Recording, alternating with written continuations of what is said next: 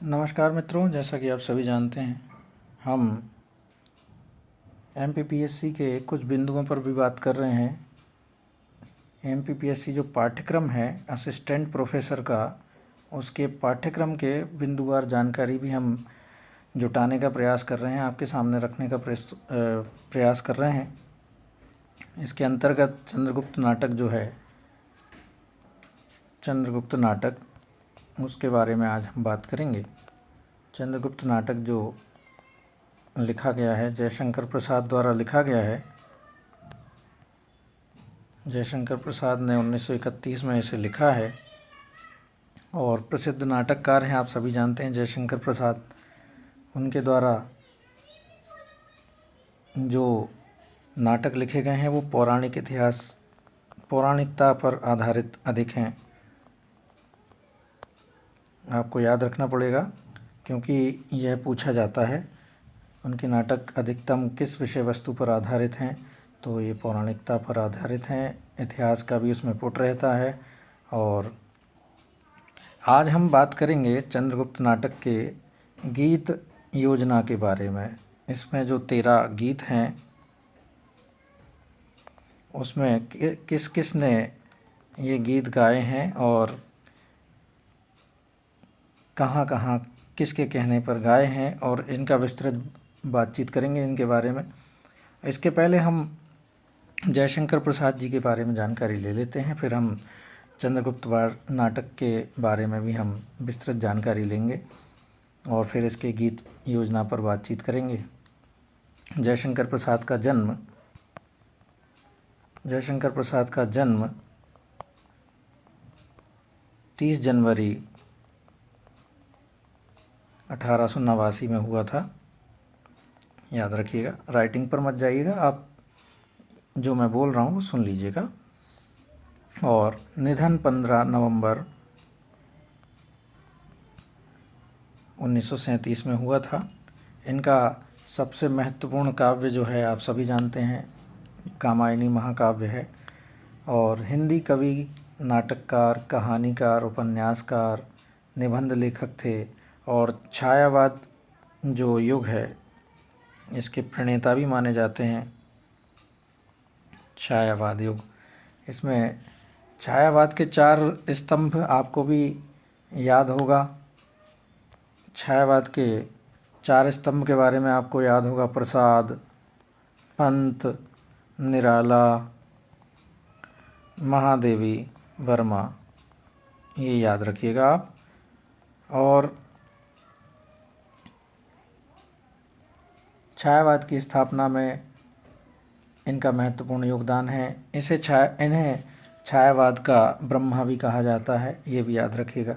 विष्णु किसे कहा जाता है छायावाद का विष्णु पंत को कहा जाता है, सुमित्रानंदन पंत को। और महेश कहा जाता है। शिव किसे कहा जाता है छायावाद का, तो हमें पता होना चाहिए कि निराला जी को कहा जाता है। उन्होंने हिंदी काव्य में छायावाद की स्थापना की और जीवन के सूक्ष्म एवं व्यापक आयामों के चित्रण की शक्ति इन्होंने दर्शाई है अपने नाटकों में, काव्यों में। कामायनी इनका सबसे महत्वपूर्ण ग्रंथ है, महाकाव्य है। जयशंकर प्रसाद का जो प्रारंभिक शिक्षा थी क्वींस कॉलेज में हुई थी। और कहाँ जन्म लिया था इन्होंने? उत्तर प्रदेश, वाराणसी में जन्म लिया था, ये भी याद रखिएगा। 6ठे दर्जे में वहाँ शिक्षा आरंभ हुई थी और 7वें दर्जे तक ही वे पढ़ पाए थे। इसके बाद उन्होंने घर पर ही रह के पढ़ाई की। हिंदी और संस्कृत का अध्ययन इन्होंने घर पर रह के किया है। और प्रसाद जी के प्रारंभिक शिक्षक जो थे मोहिनी लाल गुप्त थे, ये भी याद रखिएगा। प्रारंभिक शिक्षक जो हैं, प्रारंभिक शिक्षक मोहिनी लाल गुप्त, वे कवि थे और उनका उपनाम भी था मोहिनी लाल गुप्त का रसमय सिद्ध। ये आपको छोटे छोटे बिंदु हैं, कभी नोट्स बनाते समय लिख लीजिएगा, कभी याद आए तो। वैसे इतना महत्वपूर्ण नहीं, आगे चल के बहुत महत्वपूर्ण होने वाली हैं ये चीज़ें। रसमय सिद्ध किसका नाम था? मोहिनी लाल गुप्त, जो कि उनके प्रारंभिक शिक्षक थे। इसके बाद में घर के वातावरण के कारण ही साहित्य और कला के प्रति उन्हें प्रारंभ में ही रुचि थी। 9 वर्ष की उम्र में ही उन्होंने कलाधर के नाम से भी लिखते थे वो, कलाधर के नाम से ब्रजभाषा में सवैया लिखा था। 9 वर्ष की उम्र में कलाधर के नाम से लिखते थे, आपको याद रखना पड़ेगा, याद रखना चाहिए। उन्होंने वेद, इतिहास, पुराण और साहित्य शास्त्र का अत्यंत गंभीर अध्ययन किया था। वे बाग बगीचे और भोजन बनाने के शौकीन थे, शतरंज के खिलाड़ी भी थे। इनकी पहली कविता जो है सावक पंचक 1906 में छपी थी, प्रकाशित हुई थी। सावक पंचक है, क्षमा कीजिए, सावक पंचक 1906 में प्रकाशित हुई थी। किस पत्रिका में प्रकाशित हुई थी? तो कलाधर नाम से ही इन्होंने भारतेंदु पत्रिका में प्रकाशित हुई थी। वे नियमित रूप से गीता का पाठ करते थे। प्रसाद जी के विवाह में उनकी 3 पत्नियां बताई गई हैं और 47 वर्ष की आयु में इनका 1937 में निधन हो गया था। इनके बारे में सुप्रसिद्ध युवा कवि गोलेंद्र पटेल ने अपनी कविता कठौती और करघा में काशी के संदर्भ में कहा है, रैदास की कठौती और कबीर के करघे के बीच तुलसी का दुख एक सेतु की तरह है, जिस पर से गुजरने पर हमें प्रसाद, प्रेमचंद व धूमिल आदि के दर्शन होते हैं। कठौती और करघा में उन्होंने एक जगह और लिखा है, यह काशी, बेगमपुरा, अमर देशवा और राम राज्य की नाभि है। किसने लिखा है? गोलेंद्र पटेल ने लिखा है कठौती और करघा में, जिसमें प्रसाद जी का भी जिक्र आया है। अब लेखन कार्य है ब्रजभाषा में। प्रारंभ में इन्होंने लिखा था ब्रजभाषा में, याद रखिएगा, ब्रजभाषा में, और फिर इन्होंने खड़ी बोली में भी लिखना प्रारंभ किया है। 1906 में इनका प्रकाशित हुआ था पहली कविता, अभी आपको बताया था। 1909 में इंदु में उनका कविता संग्रह प्रेम पथिक 1909 में प्रकाशित हुआ था। प्रेम पथिक पहले ब्रजभाषा में प्रकाशित हुआ था, बाद में उसको परिमार्जन करके खड़ी बोली में नवंबर 1914 में प्रकाशित किया गया था, प्रेम पथ नाम से।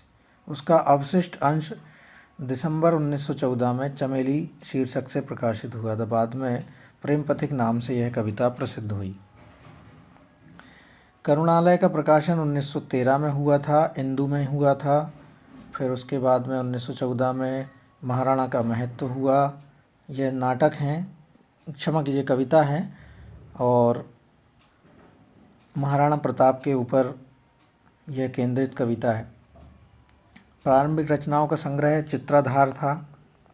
चित्राधार नाम से इन्होंने प्रारंभिक काव्य संग्रह था इनका, 1918 में प्रकाशित हुआ था।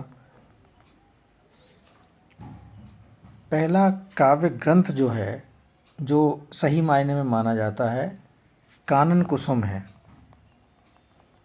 कानन कुसुम 1913 में प्रकाशित हुआ है। 1918 में चित्राधार आपको बता ही दिया है, और कलाधर और प्रसाद छाप की कविताएं एक साथ इनमें चित्राधार में प्रकाशित हुई थी। कलाधर के जो नाम से लिखते थे और फिर उसके बाद में प्रसाद नाम से ही लिखते थे, उन दोनों को मिक्स करके इन्होंने प्रकाशित करवाया था। अब कहानियाँ भी लिखी हैं इन्होंने, कुछ रचनाएं हैं इनकी, कहानियाँ। प्रकाशित कृतियों के बारे में देख लेते हैं हम। बहुत सारी चीज़ें हैं, बहुत सारे प्रकाशन इनके द्वारा कराए गए थे। प्रेम पथिक 1909, करुणालय 1913, महाराणा का महत्व 1914। ये काव्य संग्रह हैं, प्रेम पथिक, करुणालय, महाराणा का महत्व,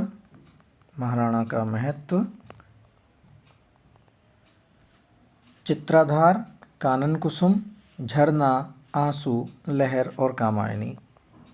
कामायनी का प्रकाशन वर्ष आपको याद रखना है, 1936। लहर 1935 में प्रकाशित हुआ था।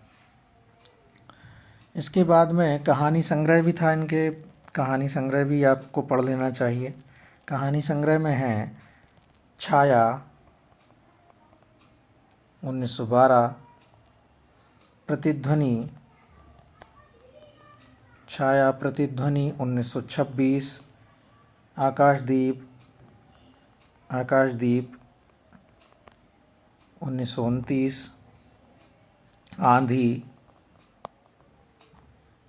1931, इंद्रजाल, इंद्रजाल क्या है, कहानी संग्रह है, 1936 में लिखा गया। अब इसके बाद में उपन्यास लिखे थे इन्होंने 3, कंकाल 1929 में, तितली 1934 में और इरावती 1938 में।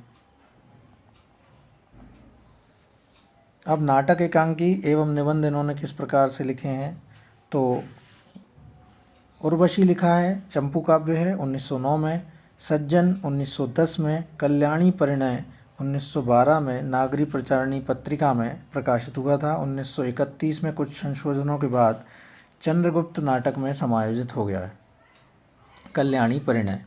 फिर प्रायश्चित 1914, राज्यश्री 1915, विशाख 1921, अजातशत्रु 1922, जन्मेजय का नाग यज्ञ 1926, कामना 1927, स्कंदगुप्त विक्रमादित्य 1928, एक घूंट 1930, चंद्रगुप्त 1931, ध्रुव सामनी 1933, अग्निमित्र अपूर्ण था।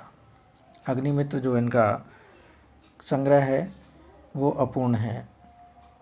जयशंकर प्रसाद की जो ग्रंथावली है 4 खंडों में संपादन हुआ है इसका, और संपादक जो रहे हैं सत्यप्रकाश मिश्र हैं, लोक भारती प्रकाशन के द्वारा यह प्रकाशित हुई है। 4 खंड अलग अलग प्रसाद का संपूर्ण काव्य, प्रसाद के संपूर्ण नाटक एवं एकांकी, प्रसाद के संपूर्ण उपन्यास और प्रसाद की संपूर्ण कहानियाँ एवं निबंध के वितरण में प्रकाशित हुआ है। तो ये सब आपको याद रखना चाहिए। और चंद्रगुप्त नाटक जो है उसकी विषय वस्तु पर भी हम बात कर लेते हैं। चंद्रगुप्त नाटक जो था विदेशियों से भारत का संघर्ष और उस संघर्ष में भारत की विजय पर उसकी थीम है, उसका विषय है। प्रसाद जी के मन में भारत की गुलामी को लेकर गहरी व्यथा थी। इस ऐतिहासिक प्रसंग के माध्यम से उन्होंने अपने इसी विश्वास को वाणी दी है। शिल्प की दृष्टि से इसकी गति अपेक्षाकृत शिथिल है। इसकी कथा में वह संगठन, संतुलन, एकतानता नहीं है जो स्कंदगुप्त में है। अंक और दृश्यों का विभाजन भी असंगत है। चरित्रों का विकास भी ठीक तरह से नहीं हुआ। ये कोई आलोचक ने लिखा है इनके बारे में। और इनके पात्र जो परिचय हैं उसके बारे में हम बात कर लेते हैं। आपको याद रखने वाली चीज़ें हैं वो हमें आपको बता दिया है कि ये देश में जो विषय वस्तु है आपको याद रखना है। विषय वस्तु ये है कि विदेशियों से भारत का संघर्ष और उस संघर्ष में भारत की विजय, ये इसका मुख्य विषय है। कुल अंक जो हैं 4 हैं, कुल अंक 4, कुल दृश्य 44, पहले अंक में 11 दृश्य, दूसरे अंक में 10 दृश्य, तीसरे अंक में 9 दृश्य, चौथे अंक में 14 दृश्य। ऐसा आपको याद रखना है। कुल गीत हैं 13 जो हम आज पढ़ेंगे। कुल गीत 13 हैं और जिसमें 11 गीत स्त्री पात्रों ने गाए हैं, ये भी याद रखना है। अब इनका पात्र परिचय हम देख लेते हैं। पात्र परिचय में चाणक्य, इसे विष्णुगुप्त के नाम से भी जाना जाता है। चाणक्य विष्णुगुप्त जो कि मौर्य साम्राज्य का निर्माता है। चंद्रगुप्त जो हैं प्रमुख पात्र हैं, मौर्य सम्राट हैं। नंद हैं, नंद जो हैं जिनका पराभव होता है, मगध सम्राट हैं।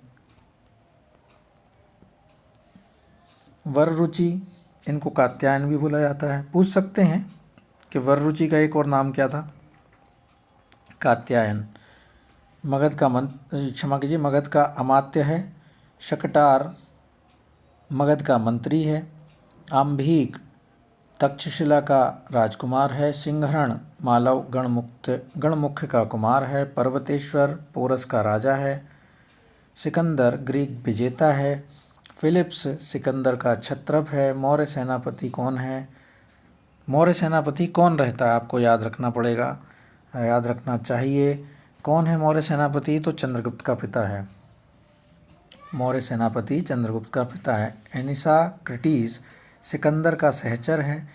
एनिसाक्रिटीज के बाद में गांधार नरेश आम्भिक का पिता है। सेल्यूकस सिकंदर का सेनापति है। डांड्यायन एक तपस्वी है। नारी पात्र कौन कौन है? नारी पात्र में बहुत अलका तक्षशिला की राजकुमारी है। सुवासिनी शकटार की कन्या है। अब शकटार कौन था एक बार फिर से याद करिए, मगध का मंत्री था शकटार। फिर कल्याणी है, कल्याणी मगध की राजकुमारी। कार्नेलिया सेल्यूकस की कन्या है। सेल्यूकस कौन था? सेल्यूकस कौन था आपको याद रखना है, सिकंदर का सेनापति था। मौर्य पत्नी चंद्रगुप्त की माता है, ये भी याद रखना है। आपके तथ्यात्मक घुमा फिरा के अगर प्रश्न बनाते हैं वो तो इस प्रकार बना सकते हैं कि मौर्य पत्नी कौन थी, मौर्य सेनापति कौन था। तो मौर्य पत्नी जो थी चंद्रगुप्त की माता थी, और सेनापति जो हैं मौर्य सेनापति जो चंद्रगुप्त के पिता थे। एलिस कौन है? कॉर्नेलिया की सहेली। अब चंद्रगुप्त जो है आपको पता ही दिया है कि 1931 में प्रकाशित हुआ है। अब इसके पात्रों के द्वारा जो गीत हैं उनको हम पढ़ते हैं, जो कि बहुत आवश्यक है। इस वीडियो का केंद्र बिंदु मुख्य रूप से गीत ही हैं, आपको याद रखना है इनको, और जो कि आपकी सहायता कर सकते हैं, क्योंकि चंद्रगुप्त के पात्रों के द्वारा कहे गए कथन भी बताए जाते हैं, बोले जाते हैं, और उनके द्वारा गीत भी बताए जाते हैं, पूछे जाते हैं परीक्षाओं में। तो 1 से लेके 13 गीत तक हमें पढ़ना है।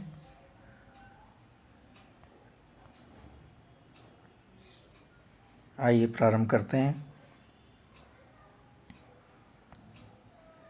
सुवासिनी का गीत है, और सुवासिनी का यह गीत कब का है? प्रथम अंक और द्वितीय दृश्य। तो सुवासिनी का जो प्रथम गान है, गीत है, वो हम पढ़ते हैं। प्रथम अंक में द्वितीय दृश्य है सुवासिनी का गीत। तुम कनक किरण के अंतराल में लुक छिप कर चलते हो क्यों? तुम कनक किरण के अंतराल में लुक छिप कर चलते हो क्यों? नतमस्तक गर्भ बहन करते यौवन के घन रस कन झरते, हे लाज भरे सौंदर्य बता दो, मौन बने रहते हो क्यों?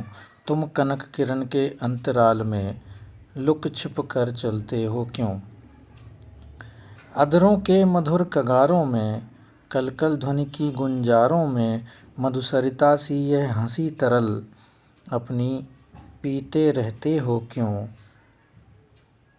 लुक छिप कर चलते हो क्यों? तुम कनक किरण के अंतराल में लुक छिप कर चलते हो क्यों? बेला विभ्रम की बीत चली, रजनीगंधा की कली खिली, अब सांध्य मलय आकुलित दुकूल, कलित हो यूं छिपते हो क्यों? तुम कनक किरण के अंतराल में लुक छिप कर चलते हो क्यों? तो ये आपको याद रखना है, एक सुवासिनी का गीत है। आपसे यह भी पूछा जा सकता है कि चंद्रगुप्त नाटक का प्रथम गीत किसने गाया है? तो वो सुवासिनी ने गाया है, सुवासिनी ने गाया है, ये याद रखिएगा। और आपसे दृश्य पूछ सकते हैं कि प्रथम अंक में किस दृश्य में गीत गाया गया है कनक किरण के अंतराल में? तो द्वितीय दृश्य में। आपसे ये भी पूछा जा सकता है कि तुम कनक किरण के अंतराल में लुक छिप कर चलते हो क्यों, ये किसने गाया है? तो सुभासिनी ने। और ये भी पूछ सकते हैं कि तुम कनक किरण के अंतराल में लुक छिप कर चलते हो क्यों, चंद्रगुप्त किस नाटक से लिया गया है ये गीत? तो आपको उत्तर देना है चंद्रगुप्त। तो ऐसे प्रश्न बन सकते हैं। अगला गीत पर हम आते हैं। राक्षस जो अमात्य था वह गीत गाता है। राक्षस का सुवासिनी के सम्मुख गाया गया गीत है प्रथम अंक और द्वितीय दृश्य। प्रथम अंक और द्वितीय दृश्य में दो गीत हैं। पहला सुवासिनी का भावपूर्ण गीत और दूसरा राक्षस का गीत। जो अमात्य था वही राक्षस नाम से भी प्रसिद्ध है। राक्षस का गीत है, निकल मत बाहर दुर्बल आह, निकल मत बाहर दुर्बल आह, लगेगा तुझे हंसी का शीत, शरद नीरद माला के बीच, तड़प ले चपली सी भयभीत। निकल मत बाहर दुर्बल आह, पड़ रहे पावन प्रेम फुहार, जलन कुछ कुछ है मीठी पीर, संभाले चल कितनी है दूर, प्रलय तक व्याकुल ना हो अधीर। अश्रुमय सुंदर विरह निशीत, भरे तारे न ढुलकते आह, निकल मत बाहर दुर्बल आह। न उफना दे आंसू हैं भरे, इन्हीं आँखों में उनकी चाह, काकली सी बनने की तुम्हें लगन लग जाए न हे भगवान, पपीहा का पी सुनता कभी, अरे कोकिल की देख दशान, हृदय है पास सांस की राह, चले आना जाना चुपचाप,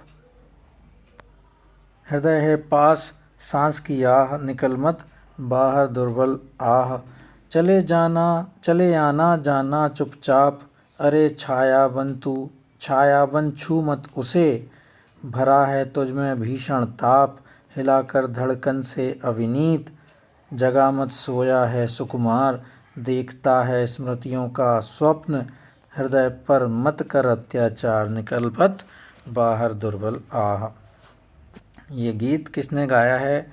राक्षस जो है अमात्य वह उसने गाया है प्रथम अंक में द्वितीय दृश्य में। मुख्य पंक्तियाँ ज़्यादा पूछी जाती हैं, आपको याद रखना है। निकल मत बाहर दुर्बल आह, ये गीत किसने गाया है? तो अमात्य ने गाया है। अमात्य का नाम राक्षस भी है। और तो मगध का अमात्य जो रहता है वो राक्षस रहता है। एक और मगध का अमात्य रहता है, उसका नाम क्या था आपको याद रखना पड़ेगा। उसका नाम था वररुचि कात्यायन, उसको याद रखना पड़ेगा आपको, बहुत महत्वपूर्ण है कि मगध के अमात्य का नाम बताइए। तो राक्षस भी अमात्य था और वररुचि कात्यायन भी अमात्य था। अगला गीत पर हम आते हैं। यह गीत बहुत महत्वपूर्ण है, बहुत बार पूछा गया है और इस गीत को देश प्रेम के परिदृश्य से भी जोड़ा जाता है। तो ये गीत हमारे लिए बहुत महत्वपूर्ण है। चंद्रगुप्त नाटक का गीत कॉर्नेलिया ने गाया है। कॉर्नेलिया कौन थी? तो कॉर्नेलिया सेल्यूकस की पुत्री थी और कॉर्नेलिया ने द्वितीय अंक में प्रथम दृश्य में यह गीत गाया है। सेल्यूकस की पुत्री कॉर्नेलिया ने क्या गीत गाया है, हम उसे पढ़ते हैं। अरुण यह मधुमय देश हमारा, अरुण यह मधुमय देश हमारा, जहाँ पहुँच अनजान क्षितिज को मिलता एक सहारा, अरुण यह मधुमय देश हमारा, सरस ताम रस गर्भ विवाह पर नाच रही तरुशिखा मनोहर, छिटका जीवन हरियाली पर मंगल कुमकुम सारा, अरुण यह मधुमय देश हमारा। लघु सुरधनु से पंख पसारे, शीतल मलय समीर सहारे, उड़ते खग जिस ओर मुँह किए, समझ नीड़ निज प्यारा, उड़ते खग जिस ओर मुँह किए, समझ नीड़ निज प्यारा, अरुण यह मधुमय देश हमारा। बरसाती आँखों के बादल बनते जहाँ भरे करुणा जल, लहरें टकराती अनंत की, पाकर जहाँ किनारा, अरुण यह मधुमय देश हमारा। हेम कुंभ ले उषा सवेरे, भरती ढुलकाती सुख मेरे, मंदिर ऊँघते रहते जब, जगकर रजनी भर तारा, अरुण यह मधुमय देश हमारा, अरुण यह मधुमय देश हमारा। कॉर्नेलिया का गीत है, तीसरे नंबर का गीत है, द्वितीय अंक, प्रथम दृश्य में इन्होंने गाया है। कॉर्नेलिया सेल्यूकस की पुत्री थी। और सेल्यूकस कौन था? सेल्यूकस कौन था? तो सिकंदर का सेनापति था। अलका का गीत कौन सा है? द्वितीय अंक में पंचम दृश्य में अलका ने फिर से गीत गाया है। इससे पहले सुवासिनी ने गाया है गीत। पहला गीत सुवासिनी का था, दूसरा राक्षस का था, तीसरा कॉर्नेलिया का था, चौथा अलका का गीत है। और अलका कौन है? तक्षशिला की राजकुमारी हैं, तक्षशिला की राजकुमारी, याद रखिएगा। अब यह गीत किस प्रकार है उसे पढ़ते हैं। प्रथम यौवन मदिरा से मत, प्रेम करने की थी परवाह, और किसको देना है हृदय, चीन्हते की न तनिक थी चाह, चीन्हने की न तनिक थी चाह। प्रथम यौवन मदिरा से मत, प्रेम करने की थी परवाह, और किसको देना है हृदय, चीन्हने की न तनिक थी चाह।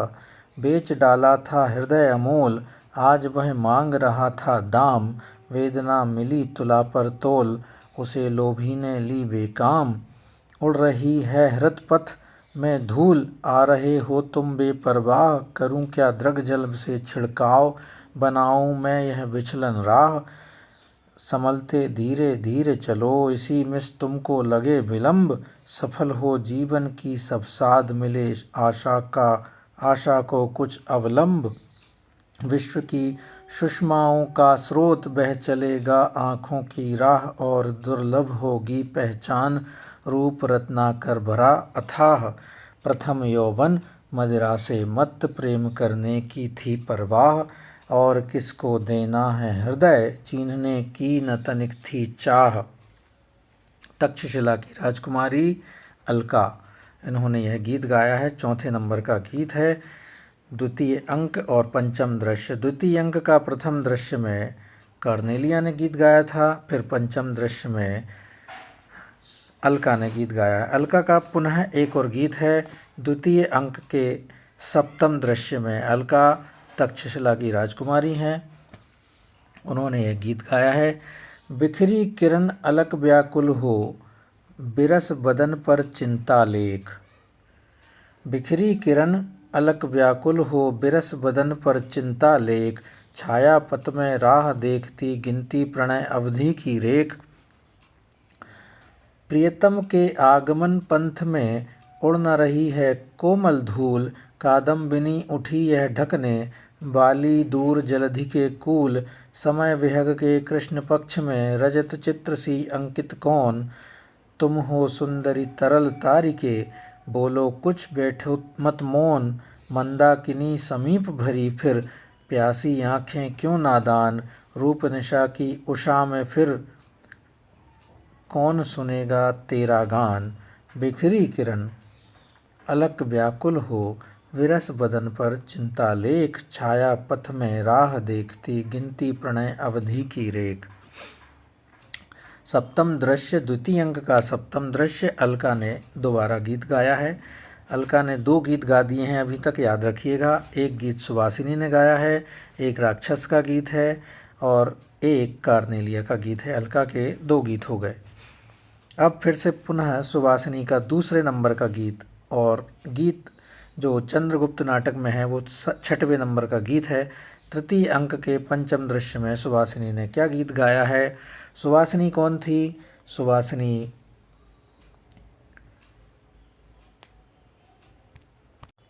शकटार की कन्या थी सुवासिनी, और इन्होंने गीत गाए हैं। सुवासिनी का दूसरे नंबर का गीत कौन सा है? तृतीय अंक पंचम दृश्य में, आज इस यौवन के माधवी कुंज में कोकिल बोल रहा। आज इस यौवन के माधवी कुंज में कोकिल बोल रहा, मधु पी कर पागल हुआ करता प्रेम प्रलाप, शिथिल हुआ जाता हृदय जैसे अपने आप, लाज के बंधन खोल रहा। आज इस यौवन के माधवी कुंज में कोकिल बोल रहा, आज इस यौवन के माधवी कुंज में कोकिल बोल रहा। बिछल रही है चांदनी छवि मतवाली रात, कहती कंपित अधर से बहकाने की बात, कौन मधुमदिरा घोल रहा। आज इस यौवन के माधवी कुंज में कोकिल बोल रहा, आज इस यौवन के माधवी कुंज में कोकिल बोल रहा। सुवासिनी ने अब तक 2 गीत गा दिए हैं, 2 गीत अलका ने गा दिए हैं, एक गीत कार्नेलिया ने गाया है और एक गीत राक्षस ने गाया है। कुल 11 गीत गाए हैं नारी पात्रों ने, ये याद रखिएगा। प्रश्न बनता है अब कल्याणी का गीत है। कल्याणी कौन है? 7वें नंबर का गीत जो है कल्याणी का है। कल्याणी कौन है? तो मगध की राजकुमारी हैं, मगध की राजकुमारी कल्याणी। चतुर्थ अंक में प्रथम दृश्य में उन्होंने ये गीत गाया है। सुधा सीकर से नहला दो, सुधा सीकर से नहला दो, लहरें डूब रही हों रस में, रह न जाएं वे अपने बस में, रूप राशि इस व्यथित हृदय सागर को बहला दो। सुधा सीकर से नहला दो, सुधा सीकर से नहला दो। कौन गा रही हैं? कल्याणी गा रही हैं, जो कि मगध की राजकुमारी हैं। सुधा सीकर से नहला दो, लहरें डूब रही हों रस में, रह ना जाएं वे अपने बस में, रूप राशि इस व्यथित हृदय सागर को बहला दो। कल्याणी ने गाया है ये गीत। अंधकार उजला हो जाए, हंसी हंस माला मडराए, मधुरा का आगमन कलरवों के मिस कहला दो। सुधा सीकर से नहला दो, सुधा सीकर से नहला दो। करुणा के अंचल पर निखरे घायल आंसू हैं जो बिखरे, ये मोती बन जाएं मृदुल कर से लो सहला दो। सुधा सीकर से नहला दो। कल्याणी ने यह गीत गाया है, सुधा सीकर से नहला दो। 7वें नंबर का गीत कल्याणी ने गाया है। इसके पहले अलका ने 2 गीत गा दिए थे और सुवासी ने भी 2 गीत गा दिए हैं और कार्नेलिया ने 1 गीत गाया है। अब कल्याणी ने 1 गीत गाया है। अब नेपथ्य का गान है जो सभी मिलकर गाते हैं। नेपथ्य जो बैकग्राउंड से गाना आता है वो सुनाया गया है। कैसी कड़ी रूप की ज्वाला, पड़ता है पतंग सा इनमें इसमें, मन होकर मतवाला। कैसी कड़ी रूप की ज्वाला, पड़ता है पतंग सा इसमें, मन होकर मतवाला। कैसी कड़ी रूप की ज्वाला, संध्या गगन सी रागमयी है, बड़ी तीव्र है हाला। कैसी कड़ी रूप की ज्वाला, लोह श्रृंखला से न कड़ी क्या, यह फूलों की माला। कैसी कड़ी रूप की ज्वाला नेपथ्य से गान है। चतुर्थ अंक है और द्वितीय दृश्य है। पहले दृश्य में कल्याणी ने गाया है, द्वितीय दृश्य में नेपथ्य का गान है। अब मालविका का गीत है। अब मालविका ने क्या गीत गाया है ये आपको याद रखना है। मालविका कौन थी? तो मालविका सिंधु देश की कुमारी मुख्य नारी पात्र हैं, संघर्षशील स्वाभिमानी स्त्री लेकिन अशिक्षित। मालविका ने कौन सा गीत गाया है? मधुप कब एक कलिका है। चतुर्थ अंक में चौथा दृश्य में लिखा है। किसने गाया? बहुत महत्वपूर्ण गीत है, 9वें नंबर का गीत है। मधुप कब एक कलिका है, मधुप कब एक कलिका है, पाया जिसमें प्रेम रस सौरभ और सुहाग, बेसुध हो उस कली से मिलता भर अनुराग, बिहारी कुंज गली का है। मधुप कब एक कली का है, भौरा कब एक कली का हुआ है। वो तो कली कली फूल फूल पे बैठ के घूमता रहता है, आवारा रहता है, एक जगह नहीं ठहरता। यही है इसका अर्थ। कुसुम धूल से धूसरित चलता है उस राह, कांटों से उलझा तदपि रही लगन की चाह। बावला रंग रली का है, मधुप कब एक कली का है। हो मल्लिका सरोजनी या यूथी का पुंज, अली को केवल चाहिए सुखमय क्रीड़ा कुंज। हो मल्लिका सरोजनी या यूथी का पुंज, अली को केवल चाहिए सुखमय क्रीड़ा कुंज। मधुप कब एक कली का है, मधुप कब एक कली का है। लगातार दूसरा गीत गाया है फिर मालविका ने, दूसरे नंबर का। ये पहला गीत गाया मालविका ने, सिंधु देश की कुमारी मालविका का दूसरा गीत है। बज रही बंसी आठों याम की, बज रही बंसी आठों याम की, अब तक गूंज रही है बोली प्यारे मुख अभिराम की। बज रही बंसी आठों याम की, हुए चपल मृगनैन मोहवश बजी विपंची काम की। बज रही बंसी आठों याम की, रूप सुधा के दो द्रग प्यालों ने ही मति बेकाम की। बज रही बंसी आठों याम की, बज रही बंसी आठों याम की। मालविका ने 2 गीत गा दिए हैं, चतुर्थ अंक चौथा ही दृश्य में, और फिर चतुर्थ अंक चौथा ही दृश्य में लगातार तीसरा गीत गाती हैं वे। चंद्रगुप्त के कहने पर चंद्रगुप्त को विदा दिया है उन्होंने, चंद्रगुप्त ने ही उनसे गीत गाने के लिए कहा है मालविका से, और उन्हीं के कहने पर उन्होंने गीत गाया है। लगातार 3 गीत गाए हैं और सबसे ज़्यादा इन्होंने ही गीत गाए हैं। ओ मेरे जीवन की स्मृति, ओ अंतर के आतुर अनुराग। ओ मेरे जीवन की स्मृति, ओ अंतर के आतुर अनुराग। बैठ गुलाबी विजन उषा में, गाते कौन मनोहर राग, गाते कौन मनोहर राग। चेतन सागर उर्मिल होता यह कैसी कंपनमय तान, यों अधीरता से न मीड़ लो अभी हुए हैं पुलकित प्राण। कैसा है यह प्रेम तुम्हारा युगल मूर्ति की बलहारी, यह उन्मत्त विलास बता दो कुचलेगा किसकी क्यारी। इस अनंतता निधि के नाविक हे मेरे अनंग अनुराग। ओ मेरे जीवन की स्मृति, ओ अंतर के आतुर अनुराग। पाल सुनहला वन तपती है स्मृतियों उस अतीत में जाग। ओ मेरे जीवन की स्मृति, ओ अंतर के आतुर अनुराग। कहाँ ले चले कोलाहल से मुखरित तट को छोड़ सुदूर, आह तुम्हारे निर्दय डाढ़ों से होती है लहरें चूर। देख नहीं सकते तुम दोनों चकित निराशा है भीमा, बहको मत क्या न है बता दो क्षितिज तुम्हारी नवसीमा। ओ मेरे जीवन की स्मृति, ओ अंतर के आतुर अनुराग। चंद्रगुप्त को विदा देते समय कौन सा गीत गाया है मालविका ने, किसने चंद्रगुप्त को विदा दी है नाटक में, ये सब प्रश्न पूछे जा सकते हैं। तो मालविका ने विदा दी है, और गीत भी कौन सा गाया है, ओ मेरे जीवन की स्मृति, ओ अंतर के आतुर अनुराग। अब अलका का गीत है, संवेद स्वर में है, सभी ने मिलकर गाया है। हिमाद्रि तुंग श्रृंग से प्रबुद्ध शुद्ध भारती, स्वयं प्रभा समुज्ज्वला स्वतंत्रता पुकारती। अमर्त्य वीर पुत्र हो दृढ़ प्रतिज्ञ सोच लो, प्रशस्त पुण्य पंथ है बढ़े चलो बढ़े चलो। ये बहुत प्रसिद्ध गीत है, पूरे भारत में गाया जाता है।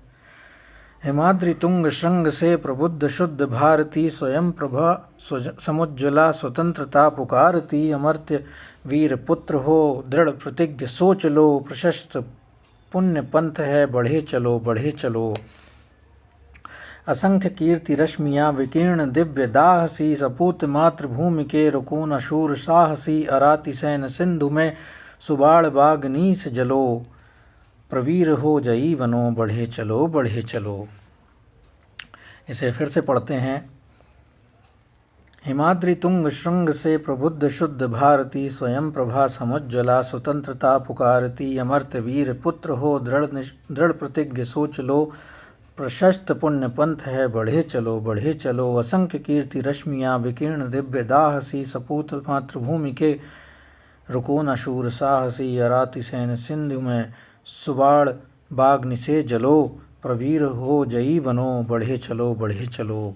अलका ने गाया है। चतुर्थ अंक छठा दृश्य, यह बहुत प्रसिद्ध गीत है, चंद्रगुप्त नाटक का। एक कार्नेलिया का गीत है, अरुण यह मधुमेह देश हमारा, और एक यह है हिमाद्रि तुंग श्रृंग से। यह इसका छंद और याद रखिएगा, ये छंद किसी ने नहीं बताया है। यह छंद है पंचचामर छंद। यह वही छंद है जिसमें रावण ने शिव तांडव स्तोत्र लिखा है, जटाटवी गलज जलज प्रवाह पावित स्थले। ये वाला वही धुन है, मतलब वही मीटर है, वही छंद है, पंचछामर छंद। आशा है आपको अच्छा लग रहा होगा। आखिरी गीत है, कार्नेलिया का गीत है। कार्नेलिया का दूसरे नंबर का गीत है, नवादृश्य है, चतुर्थ अंक में। सुवासिनी ने, क्षमा कीजिए, तो ये कार्नेलिया का नहीं है, ये गीत सुवासिनी का गीत है, इसको सुधार लीजिएगा आप। कार्नेलिया ने नहीं गाया है, सुवासिनी ने गाया है। चतुर्थ अंक में, सखे वह प्रेममयी रजनी, सखे वह प्रेममयी रजनी, आँखों में स्वप्न बनी, सखे वह प्रेममयी रजनी। कोमल द्रुमदल निष्कंप रहे, ठिठका सा चंद्र खड़ा, माधव सुमनों में गूथ रहा, तारों की किरण अनी, सखे वह प्रेममयी रजनी, सखे वह प्रेममयी रजनी।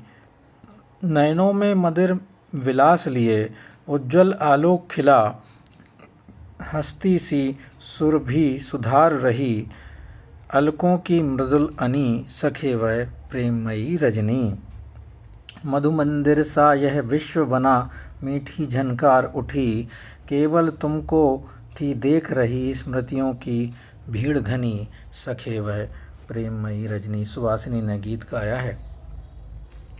और इस प्रकार हमारे 13 गीत पूर्ण हुए हैं। सुवासिनी के 3 गीत हुए,